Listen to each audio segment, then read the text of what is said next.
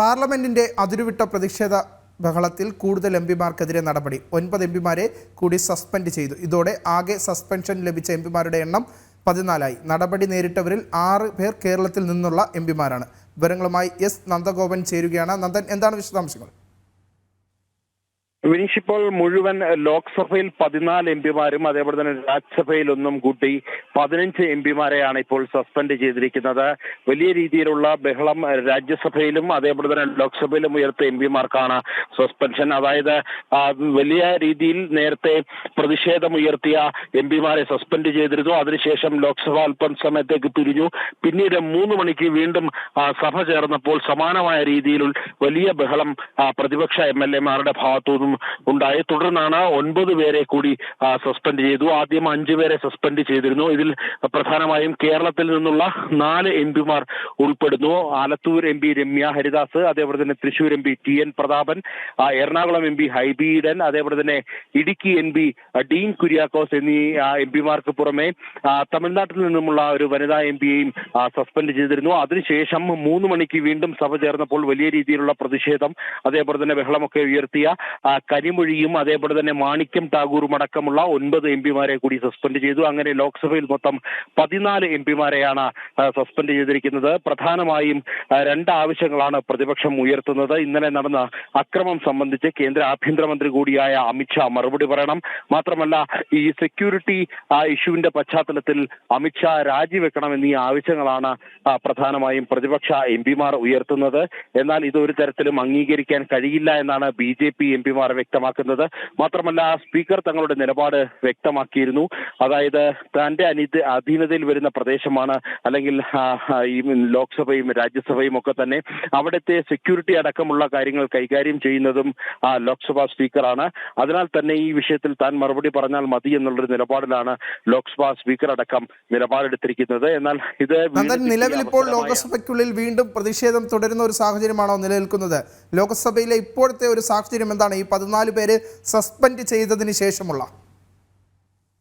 നിലവിൽ ഇപ്പോൾ സഭാ നടപടികൾ മുന്നോട്ട് പുരോഗമിക്കുകയാണ്. അതേസമയം തന്നെ പ്രതിഷേധങ്ങൾ ഉയരുന്നുണ്ട്. എന്നാൽ വലിയ രീതിയിൽ പ്രതിഷേധം അതിരുവിട്ട് വലിയ ബഹളമായി അത് സഭാ നടപടികൾ തടസ്സപ്പെടുത്തുന്ന രീതിയിലേക്ക് എത്തിയപ്പോഴാണ് ആ എംപിമാരെ സസ്പെൻഡ് ചെയ്തത്. എന്നാൽ ഇപ്പോഴും പ്രതിപക്ഷത്തിന്റെ ഭാഗത്തുനിന്നും വലിയ ബഹളം ഉയർത്തുന്നുണ്ട്. എന്നാൽ സഭാ നടപടികൾ പുരോഗമിക്കുന്ന കാഴ്ചയാണ് നമുക്ക് ലോക്സഭയിൽ നിന്നും കാണാൻ കഴിയുന്നത്.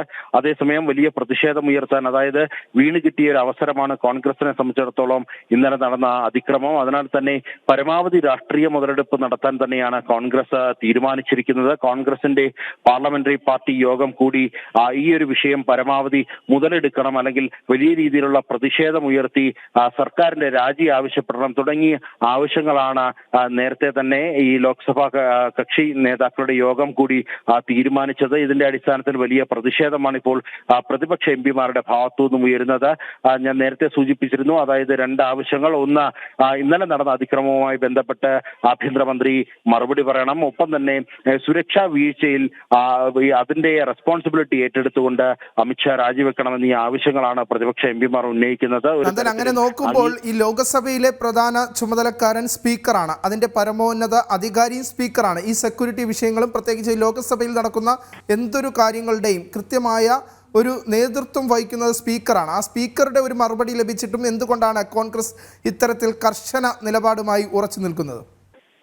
വിനിഷ്, അതായത് കോൺഗ്രസിനെ സംബന്ധിച്ചിടത്തോളം ഇത് അവർക്ക് വീണ് കിട്ടിയ ഒരു മാണ്. അഞ്ഞടിക്കുവാൻ കോൺഗ്രസിനെ സംബന്ധിച്ചിടത്തോളം അവർക്ക് വിഷയ ദൗർലഭ്യം നേരിടുന്ന ഒരു സാഹചര്യമായിരുന്നു. അത്തരമൊരു സാഹചര്യത്തിലാണ് ഇന്നലെ ഇങ്ങനെ പാർലമെന്റിനകത്ത് ഒരു അതിക്രമം നടന്നത്. അതിനാൽ തന്നെ അത് പരമാവധി മുതലെടുത്തുകൊണ്ട് അതിനെ രാഷ്ട്രീയപരമായി ഉപയോഗിക്കുവാൻ തന്നെയാണ് കോൺഗ്രസിന്റെ തീരുമാനം. പ്രത്യേകിച്ച് ലോക്സഭാ തെരഞ്ഞെടുപ്പ് അടുത്തിരിക്കെ കോൺഗ്രസിന് പ്രത്യേകിച്ച് യാതൊരുവിധ കാരണങ്ങളും അല്ലെങ്കിൽ BJPക്കെതിരെ ഉയർത്തുവാൻ, പ്രത്യേകിച്ച് അഴിമതി ആരോപണങ്ങളോ അല്ലെങ്കിൽ മറ്റു കുറ്റങ്ങളോ ചാർത്തി കൊടുക്കുവാൻ വേണ്ടി കോൺഗ്രസിനെ സംബന്ധിച്ചിടത്തോളം അങ്ങനെയൊന്നുമില്ല.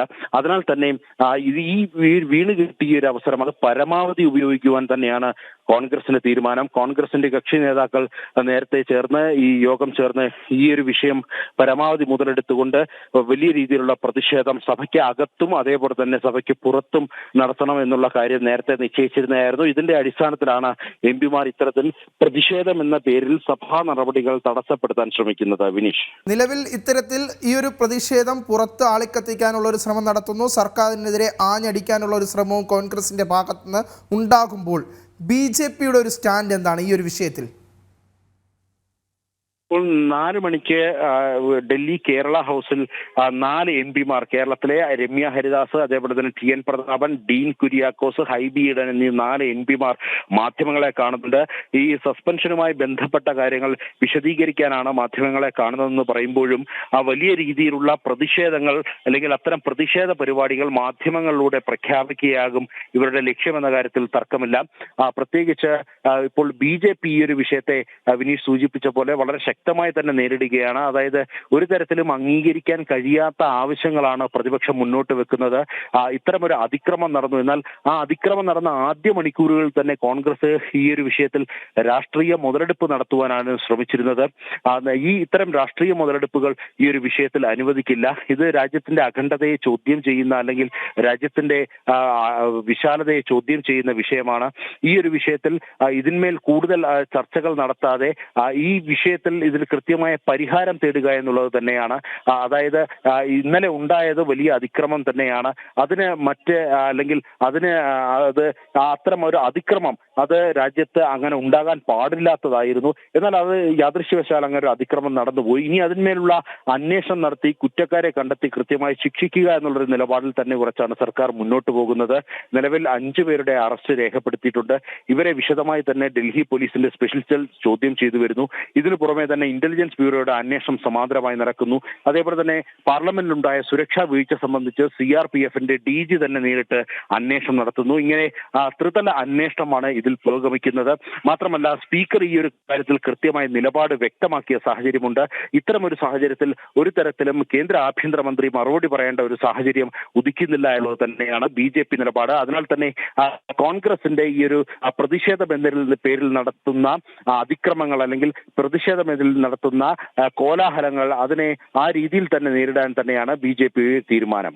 ഈ കോൺഗ്രസിൽ കേരളത്തിൽ നിന്നുള്ള 6 എംപിമാരെ സസ്പെൻഡ് ചെയ്തെന്ന് വ്യക്തമാക്കുന്നുണ്ട്. ഒപ്പം 3 മണിക്ക് മുൻപായി സസ്പെൻഡ് ചെയ്ത എംപിമാർ TN പ്രതാപൻ, രമ്യ ഹരിദാസ്, ഹൈബി ഈഡൻ, ഡീൻ കുര്യാക്കോസ്, ഈ 4 പേർ.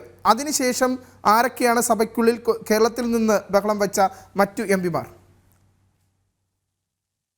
നിലവിൽ 19 എംപിമാർ, അതായത് ലോക്സഭയിൽ അടക്കം ലോക്സഭയിൽ 14 പേരും അതേപോലെ തന്നെ രാജ്യസഭയിൽ ഒരാളും അതിനുശേഷം പിന്നീട് വീണ്ടും സഭ ചേർന്നപ്പോൾ കൂടുതൽ എംപിമാർ പ്രതിഷേധിച്ചു. ഇവരുടെ പൂർണ്ണമായ ആർക്കൊക്കെയാണ് ഇപ്പോൾ നിലവിൽ സസ്പെൻഷൻ കിട്ടിയത് എന്നുള്ളതിന്റെ പൂർണ്ണമായ ഒരു പട്ടിക പുറത്തു വരുന്നതേ ഉള്ളൂ. അതായത് ഇത് അപ്ഡേഷനുള്ള ഒരു വാർത്തയാണ്. ഇത് സംബന്ധിച്ച് അതായത് ഇപ്പോഴും സഭ ചേർന്നുകൊണ്ടിരിക്കുകയാണ്. പ്രതിപക്ഷ എംപിമാർ പ്രതിഷേധം എന്ന പേരിൽ അവിടെ സഭയ്ക്കുള്ളിൽ സഭയുടെ നടുത്തളത്തിലിറങ്ങി വലിയ പ്രതിഷേധം എന്ന തലത്തിൽ സഭാ നടപടികൾ തടസ്സപ്പെടുത്താൻ ശ്രമിക്കുന്ന രീതി ഇപ്പോഴും തുടർന്നു പോവുകയാണ്. അതിനാൽ തന്നെ വരും മണിക്കൂറുകളിൽ ഒരു പക്ഷേ കൂടുതൽ പൂർണ്ണമായും സഭാ നടപടികൾ തടസ്സപ്പെടുത്താനുള്ള ഒരു ശ്രമം തന്നെയാണോ ഇപ്പോൾ കോൺഗ്രസിന്റെ എംപിമാരുടെ ഭാഗത്തുനിന്നുണ്ടാകുന്നത്? നന്ദൻ, തീർച്ചയായിട്ടും വളരെ സുപ്രധാനമായ ബില്ലുകൾ പാസാക്കുക എന്ന ലക്ഷ്യത്തോടു കൂടിയാണ് പാർലമെന്റിന്റെ വിന്റർ സെഷൻ ആരംഭിച്ചത്. 22-ാം തീയതി ഈ സെഷൻ അവസാനിക്കുകയാണ്. അതിനു മുമ്പേ തന്നെ വളരെ സുപ്രധാനമായ ബില്ലുകൾ, ജമ്മു കാശ്മീർ ബില്ല്, അതേപോലെ തന്നെ പുതുച്ചേരി അടക്കമുള്ള അവിടുത്തെ സ്ത്രീകളെ സംബന്ധിച്ച് വളരെ സുപ്രധാനമായ ബില്ലുകളൊക്കെ തന്നെ കൈകാര്യം ചെയ്യാൻ വേണ്ടിയാണ് സഭാ നടപടികൾ ആരംഭിച്ചത്. എന്നാൽ പ്രത്യേകിച്ച് ഈ സഭാ നടപടികൾ തുടങ്ങിയപ്പോൾ പ്രതിപക്ഷത്തിന് സർക്കാരിനെതിരെ അല്ലെങ്കിൽ ഭരണപക്ഷത്തിനെതിരെ ആഞ്ഞടിക്കാൻ പ്രത്യേകിച്ച് കാരണങ്ങളൊന്നും തന്നെ ഉണ്ടായിരുന്നില്ല. അങ്ങനെ ഇരുന്നപ്പോഴാണ് ഇന്നലെ ഇത്തരം ഒരു അവസരം വീണ് കിട്ടിയത്. ആ അവസരം കൃത്യമായി തന്നെ അതിൽ രാഷ്ട്രീയ മുതലെടുപ്പ് നേടുക, പാർലമെന്റ് തെരഞ്ഞെടുപ്പ് മുന്നിൽ കണ്ടുകൊണ്ട് അതിൽ പ്രതിഷേധമുയർത്തുക എന്നുള്ളത് തന്നെയാണ് കോൺഗ്രസ് ലക്ഷ്യമിടുന്നത്. ഇതിന്റെ ഭാഗമായി സഭാ നടപടികൾ തടസ്സപ്പെടുത്താൻ തന്നെയാണ് കോൺഗ്രസിന്റെ നീക്കം.